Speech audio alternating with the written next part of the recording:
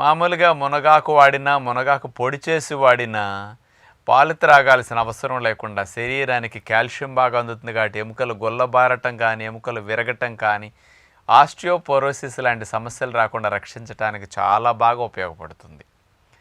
అంటే అందరికీ ఈ 2 లాభాలే ప్రధానంగా తెలుసు ఇన్నాళ్ళు నేను చెప్పటం వల్ల.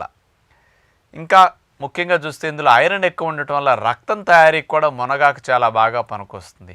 పూర్వం రోజుల్లో ప్రతి దొడ్లోనూ మొలక చెట్టు ఉండేది. ఆ కాడల్ని ఉల్లిపాయలు వేసి ఒకరోజు కూరగా వండేవారు. ఏ కూర లేనప్పుడు మునగాకు దూసేసి అంత పప్పు వేసేసి ఆకుకూర వండేసేవారు, మునగాకు ఫ్రై చేసేవారు. రక్తహీనత సమస్య రాకుండా మునగాకు బాగా పనికొస్తుందన్నమాట. ఇక సైంటిఫిక్గా తీసుకుంటే ఇతర లాభాలు ఏమున్నాయని, మునగాకులో క్వర్సెటిన్ అనే కెమికల్ ఉంది. ఇది రక్తనాళాల స్టిఫ్నెస్ తగ్గిస్తుంది. స్టిఫ్ అయినాయి అనుకోండి, గట్టి పడితే దగ్గరకు